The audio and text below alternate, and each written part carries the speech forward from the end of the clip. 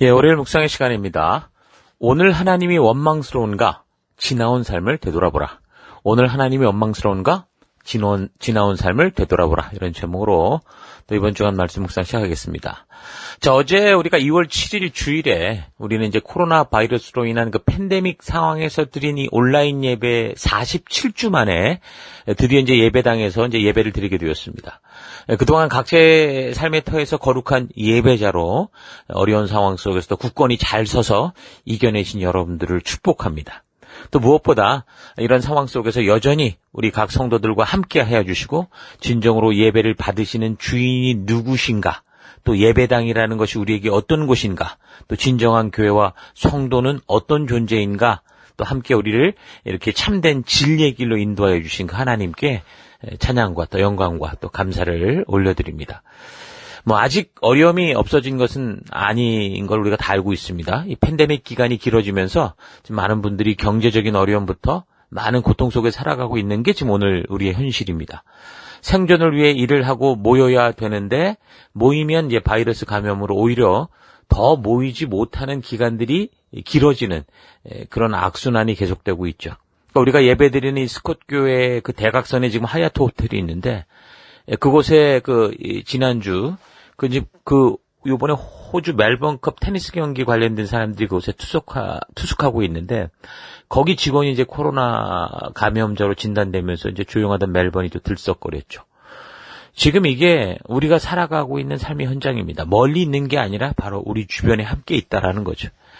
그러나 우리가 이렇게 거의 1년을 살아가면서 이 바이러스라는 게 꼭 극복하지 못할 게 아니라 충분히 이겨갈 수 있는 거다라는 사실로 우리가 알게 됐습니다. 그래서 우리가 이렇게 또 예배당 예배로 모이게 되는 거고, 그래서 우리도 이 어려운 현실 속에서 함께 살아가는, 사실 이 사회 속의 한 공동체의 일원으로서 우리가 계속 잘 이런 이 바이러스를 슬기롭게 이겨갈 수 있도록 여러분 중보해 주시고, 또한 무엇보다 사회적 거리두기를 비롯한 이 방역 수칙들을 좀 우리가 잘 지켜서 백신으로 지금 온 사회가 완전한 면역력을 가질 수 있기까지, 심지어 이제 변종 바이러스도 나온다고 하는데 거기에까지 우리가 면역력을 가질 수 있기까지 건강하게 우리 사회와 가정, 교회를 우리 스스로 지켜 나갔으면 좋겠습니다. 사실 이런 걸 볼 때 중요한 것은 예배당으로 모이냐 아니냐, 그게 아니라 모든 성도들이 각자가 선 곳에서 진정으로 하나님의 살아계심을 믿고, 그래서 말씀의 가치, 하나님의 의도를 따라 살아가느냐라는 게 중요한 거죠. 예배당 예배로 늘 그동안 우리가 드려왔을 때 그렇게 예배당 예배에 나와서 교회당을 다녔다고 해도 어쩌면 살아계신 하나님을 한 번도 만나지 못하고 그저 성전 마당만 밟고 그렇게 갔던 사람들이 많았을 겁니다. 그러나 또 여러 가지 상황으로 교회당에 올 수 없었어도 진정으로 주의 날을 기억하고 자신이 처한 그 상황과 환경 속에서 진정한 예배자가 돼서 자기가 처한 곳을 예배당으로 만들면서 살아갔던 그런 진정한 예배자들도 있었을 거라는 거죠. 자, 그렇게 본다면 사회적인 위험이 이렇게 증가되고 있음에도 굳이 예배당으로 모여야만 예배를 바르게 드리는 것이다 라고 생각하는 것은 착각이라는 거죠. 이런 사실 잊지 마시고 이번 팬데믹 기간을 통해서 진정한 교회, 진정한 성도, 또 진정한 교회당의 의미, 또한 성도로서의 사명, 진정한 예배가 무엇인지, 우리의 존재가 무엇인지를 깊이 우리가 생각해 보면서 진정으로 우리 하나님이 함께 동행하는 그 코람데오의 삶을 실질적으로 살아가는 우리가 될 수 있기를 바랍니다. 그러니까 교회와 성도의 본질을 바르게 아는 게 바른 믿음의 삶, 예배자의 삶, 성도의 삶을 살아가는 길이죠. 그래서 우리 교회가 항상 왜 이 땅에 존재하는가를 되묻고 생각해 볼 때, 사실 교회가 처음 세워지기 위해서 우리의 부르심에 대해서, 우리를 왜 이곳에 부르시는가, 그거를 늘 생각하고 준비하던 그런 때부터 우리에게 던져진 질문은 이런 거죠. 교회 건물이 없어지고 이끌어주는 리더, 목사가 없어진다고 해도 예수 그리스도의 생명을 주고 부름받은 그 하나님의 자녀된 성도들이 스스로 각자가 처한 어떤 환경과 상황 속에서도 예배자가 되고 교회가 돼서 바로 그들이 살아가는 삶의 현장에서 생명을 낳는, 생명을 세워가는 그런 성도로 세워가야 된다. 그것이 우리가 부름받은 목적이다라는 것을 사실 처음부터 알고 우리가 계속 달려왔죠. 근데 이제 지난 2020년 3월부터 비록 물리적인 협박과 박해는 아니었지만 보이지도 않는 이 바이러스로 인해서 교회당이 있어도 모이지 못하고 목사와 리더가 있어도 모일 수 없는 그런 환경을 겪으면서 바로 우리 교회가 왜 존재하는가, 우리를 부르셨던 그 부르심의 목적에 따른 현실을 우리가 직접 경험하게 된 거죠. 그래서 또다시 언제라도 어떤 이유로든, 바이러스만이 아니라 어떤 이유로든 이런 일들이 발생할 수 있다라는 거 기억하시면서 우리가 처음 부름받고 우리를 왜 이곳에 있게 하셨을까라는 그 질문을 우리에게 던지신 하나님의 뜻을 따라서 우리가 어떤 상황과 환경에 처하게 된다고 해도 하나님 앞에서 진정한 예배자로 서서 참된 교회가 되어가는 여러분과 우리가 됐으면 좋겠습니다.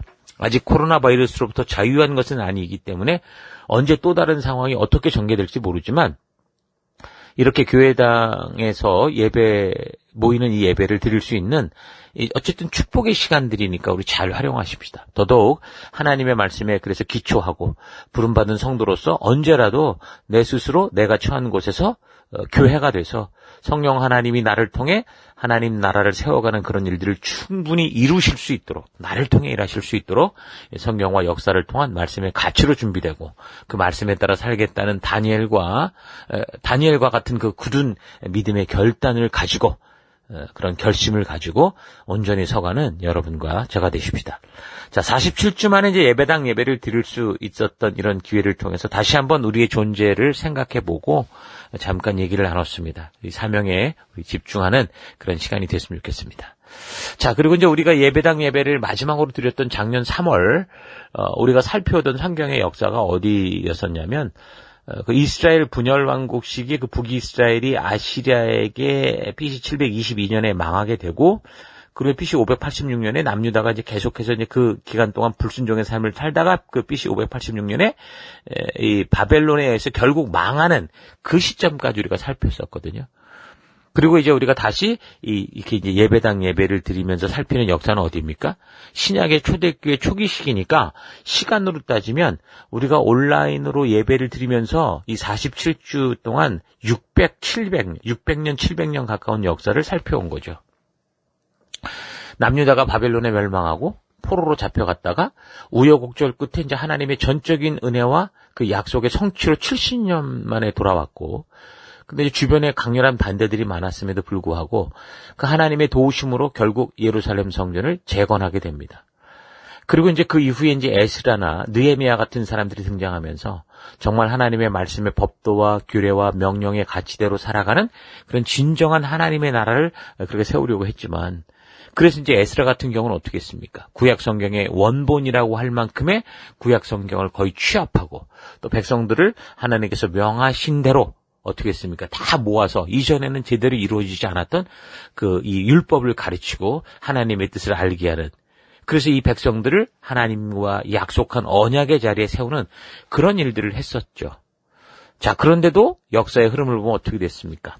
다 무너진 이 언약 관계에서 결국 세상으로 다 흩어져 버린 이 백성들을 다시 하나님의 은혜로 이렇게 부르셔서 그 예루살렘 성전을 재건하면서 다시 이제 그 언약의 주도적인 역할을 일궈갈 수 있는 그런 제2의 기회가 주어졌음에도 불구하고 여전히 이 백성들은 그저 생존을 위해서 허덕이면서도 하나님을 찾지도 않았고, 하나님의 말씀의 가치대로 믿음의 길, 거룩한 열방의 제사장의 길로 가는 게 아니라 세상의 빠른 방법, 쉬운 방법들을 찾으며 살아가다가 그러니까 자기들이 꿈꾸는 대로 자신들의 삶이 그렇게 막 회복되고 그렇게 되지 않는, 결국 욕심스러운 세상 속에서 같이 욕심을 따라 살아가면서 결국 이제 그런 자기의 욕심과 기대를 하나님이 도와주지 않는다. 그래가지고 하나님 앞에서 이 하나님이 언제 우리를 사랑했냐라고 대드는 그 최악의 결국 바닥치는 데까지 떨어지죠. 그러니까 한마디로 이제 하나님께 도대체 당신과 무슨 상관이 있냐 이런 식으로 대드는 겁니다. 그러니까 언약에 불성실했고 자신들의 욕심에 따라 자기 생각대로 가버린 게 이 백성들이었는데, 오히려 하나님께서 자기들을 그렇게 사랑해 주지 않고 자기 욕심대로 안 해주니까 우리가 우리끼리 살려고 하는데 당신이 무슨 참견이냐 그렇게 하는 거죠. 그러니까 마시간 자녀가 그 부모에게 당신이 나에게 뭘 해준 게 있다고 이래라 저래라 하냐고 대드는 그런 식이었다라는 겁니다. 그렇게 대드는 자녀를 보고 부모가 뭐라고 할 말이 있겠습니까? 하나님께서도 이 백성들이 이런 배은망덕한 이런 마음을 보면서 이제 더 할 말이 없으셨던 겁니다. 그래서 하나님도 이제 이미 하나님을 떠나버린 이 저들을 뭐 자유의지를 가지고 자기 생각대로 살아가는 인간들이니까 하나님도 그러면 어쩔 수가 없잖아요. 그러니까 하나님도 하나님이 영향력을 미칠 수 있는 사람들에게 집중하죠.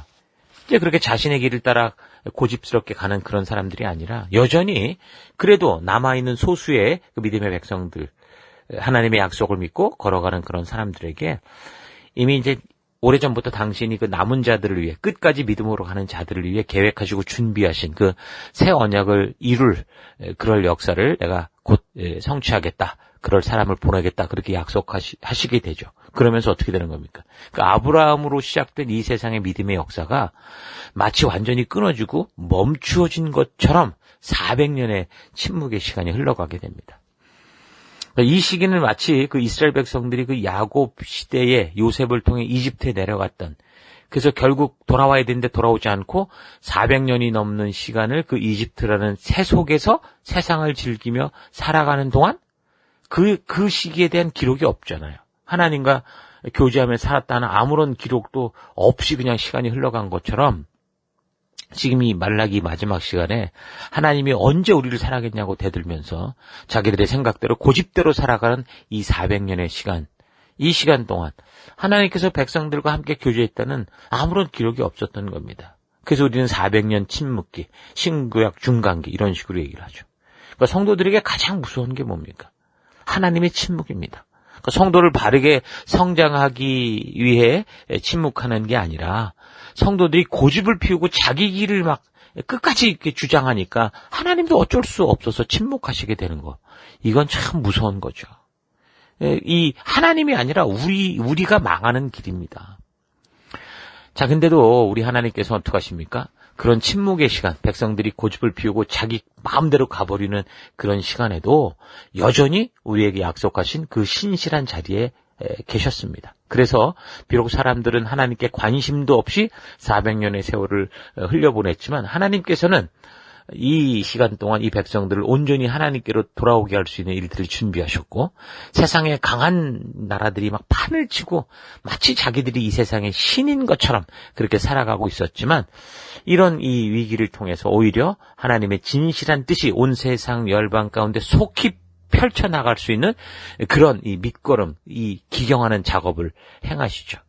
그래서 우리는 이런 하나님의 역사를 신구약 중간기의 역사를 살피면서 이미 분명하게 확인을 했었습니다. 그래서 말라기 선지자를 통한 하나님의 안타까운 외침과 함께 400년의 침묵기의 시간이 다 지난 후 드디어 이제 새 언약의 성취가 되는 예수 그리스도가 이 땅에 오시고 이 땅에서 하나님이 약속하신 하나님이 명하신 일들을 행하시면서 각 영혼들을 부르시고 남은 자들을 부르시는 그런 사역을 행하시다가 결국 십자가에 죽으시고 또 부활하신 후에도 여전히 하나님의 뜻이 이루어지도록 40일 동안이나 이 땅에 계시면서 그 사람을 세우고 하나님의 부르심 앞에 이끄는 일들을 하시고 그리고 승천하실 때 또 우리 인간만으로 되지 않는 걸 아시기에 보혜사 성령 하나님을 보내실 것을 약속해 주시죠. 그래서 예수님이 승천하신 지 이제 10일 만에 약속하신 성령의 임재로 드디어 하나님이 약속하신 그 새 언약이 성취되면서 각 성도들의 마음속에 진리의 성령 하나님께서 하나님의 뜻을 직접 새기시는 그 역사가 이루어지기 시작한 겁니다. 그래서 그런 사명을 감당하는 그 공간이 바로 교회가 된 거고 교회가 시작이 된 거죠. 여기까지 이제 첫 언약 백성인 이스라엘이 이 세상 나라의 망하, 그 바벨론에 의해 망한 그 역사 이후 600년이 이제 훅 지나간 세월 이후에 이제 이루어진 거죠. 그리고 지금 우리는 계속해서 이제 삼위일체 그 하나님께서 새 언약을 성취하시고 하나님 나라 교회를 직접적으로 주도하셔서 이 땅에 직접 심어가시는 교회를 세워가시는 그 초대교회 역사를 살피고 있는 겁니다.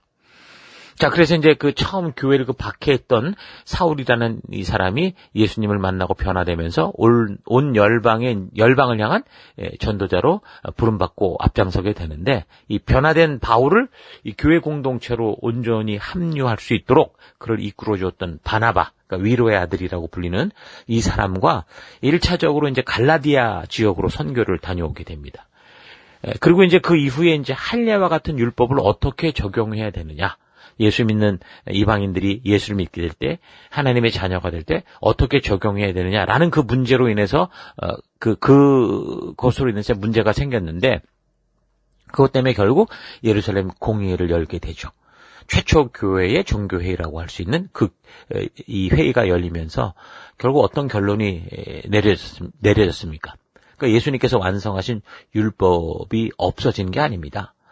율법주의, 문자 그대로만 받아들이는 종교적인 굴레, 형식, 이런 거에 머물지 않고 하나님이 주신 그 의도를 따라 진정으로 믿음으로 살아가는 게 그게 참된 성도의 삶이다라는 것을 확인하는 아주 중요한 일들을 하게 되는 거죠. 그래서 우리가 이 회의를 통해 결정된 이 상황이 우리에게 말해주는, 이 결론이 말해주는 하나님의 우리에게 주신 이 말씀의 의도를 따라 살아가는, 그러니까 믿음으로 사는데 뭘 믿음으로 살아가느냐? 하나님이신 말씀의 의도를 따라 믿음으로 살아가야 된다는 이 중요한 진리를 우리가 잘 기억해야 됩니다. 자, 그리고 지난주부터는 이제 2차 전도 여정에 대해 살피기 시작했는데요. 그 여정의 처음부터 바울이 그를 이끌어주던 그 바나바와 1차 전도 여행 때 함께 떠났던 그 마가 요한이 중도 하차한 것으로 인해서 뭐 합류를 시키냐 마냐 아주 심히 다투다가 팀이 나누어지게 돼서 바나바는 이제 마가 요한과 키프로스, 사이프러스 섬으로 가고 바울은 신라와 함께 육지 통로를 통해서 첫 번째 전도 지역인 이제 갈라디아 지역을 방문하고 교회를 굳세게 세워가는 것을 살폈습니다. 그리고 이제 바울 일행은 그렇게 이제 복음의 씨가 뿌려지고 자라가는 교회와 성도들 갈라디아 지역을 이제 섬기고, 그리고 이어서 계속해서 이제 소아시아 지역 그 에베소 쪽이나 또는 북쪽 비두니아, 폰투스, 그러니까 흑해 밑에 지역으로 이제 밑지역으로 이제 전도 여행을 가려고 했는데, 두 번 다 성령께서 이제 당신의 다른 뜻을 알려주시죠. 그래서 바울 일행은 막 하나님이 자신들이 하고자 하는 열정을 막으시는 것 같다 이러면서 절망하거나 뭐 불만을 터뜨린 게 아니라 여전히 열려있는 길, 그러니까 성령이 막지 않는 그 길을 향해 계속 나아갑니다. 무시아 지방을 지나가게 되고, 그리고 이제 드로아까지 이제 유럽을 건너가는 바로 그 지점까지 가게 된 거죠. 그리고 그곳에서 이제 마케도니아 사람이 와서 도와달라고 하는 그런 환상을 보게 되면서 이제 그래서 이제 그 하나님의 그 뜻이 여기 있구나라는 걸 믿고 마케도니아 지경을 향해서 이제 배를 타고 떠납니다. 그래서 사모트라케 그리고 네오폴리스를 거쳐서 이제 빌립보까지 가게 됐죠. 그래서 그곳에는 회당이 없었던 것 같은데 바로 그곳에서 전도를 하다가 자주옥감 장사를 하는 루디아라는 여인을 만나게 됩니다. 하나님이 그 여인의 마음을 열어서 복음을 듣게 하고, 그래서 그 온 가족이 세례를 받게 하고, 그래서 최초의 이제 교회가 세워지는 거기까지 이제 우리가 살펴본 겁니다. 자, 우리가 이번 주간 묵상 전에 또 예배당 예배를 통해서 우리가 이런 전체적인 그림을 봤는데 잘 기억하시면서 또 계속 우리 묵상의 자리로 나아갈 수 있기를 바랍니다. 자, 오늘 하루 역사를 전체적으로 이렇게 바라보는 안목을 통해서 영원하신 하나님의 그 신실하심과 그 깊은 사랑, 포기하지 않는 사랑, 우리에게 참된 자유를 주시는 그 은혜를 여러분 차분히 되돌아볼 수 있기를 바랍니다. 예배당 예배를 다시 드릴 수 있는 이런 시작을 계기로 온라인 예배로 전환하기 전부터 해서 이제 그 역사적인 우리가 살펴왔던 큰 흐름을 우리가 보았는데, 우리가 삶을 살아가면서 우리가 살아가는 지금이나 미래를 보면 참 길을 찾을 수 없고 지금 걷는 이 길이 옳은지도 모르겠고 안개 속을 걸어가는 것 같을 때가 많죠. 그런데 지금까지 걸어온 길을 되돌아보면 정말 하나님께서 이렇게 나와 함께 해주시고 이곳까지 정말 이끌어주신 에베네셀의 하나님이구나 하는 그 놀라운 하나님의 인도하심을 우리가 보게 되는 경우가 많습니다. 그렇죠? 근데 마찬가지로 성경의 역사의 큰 흐름을 우리가 이렇게 되돌아보게 되면요, 하나님이 우리를 이끌어오신 그 놀랍고 세밀한 손길과 우리를 향해 포기하지 않으시고 끝까지 참으로 사람을 인격적으로 대해주시고 또한 사람의 그 자유분방한 자유의지까지 다 인정해 주시면서도 우리 앞서 나아가서, 우리는 마음대로 가는데도 우리 앞서 나아가서 우리가 나아갈 길을 알려주시고 기다려주시는 하나님을 우리가 보게 되는 겁니다. 우리가 만든 역사는 방황의 역사고 지옥길을 가는 역사인데 하나님은 그럼에도 불구하고 그렇게 다 꼬여버리고 회상이 불가능한 상태에서도 우리를 영생의 길로, 축복의 길로 인도하여 주시고 열심으로 우리를 포기하지 않고 하나님의 나라로 이끌어 가시는 나아가게 하시는 것을 우리가 보게 됩니다. 자, 이런 사실을 알기 위해서 우리가 성경을 역사적으로 살펴가는 거고, 또한 이렇게 해야 우리가 성경의 시작부터 마지막까지 하나님이 이루어오신 그 이야기들의 자초지정을 우리가 알게 돼서 진정으로 진리 성령 하나님이 성경을 통해 이끌어주시는 그 거듭남 가운데 나아가게 되고, 그래서 하나님의 진심을 알게 되는 그런 역사, 그런 축복을 누리게 되는 겁니다.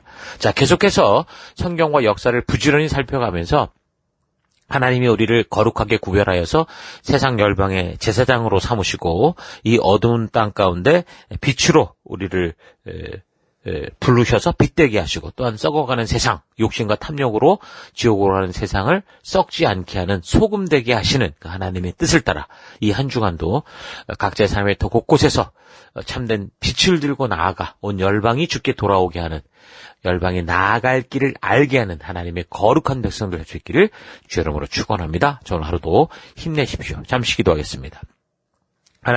하나님께서는 어떤 상황과 환경 속에서도 우리를 공경에 빠뜨리거나 많은 사람들이 죽게 하거나 상하고 다치게 하는 일들을 하지 않으신다는 사실을 잊지 않고, 오늘날 우리가 살아가는 사회 속에서 나타나는 이런 반대적인 현상들이 왜 이렇게 우리의 삶에 많이 나타나는지를 온전히 성경의 가치를 통해 볼 수 있기 원합니다.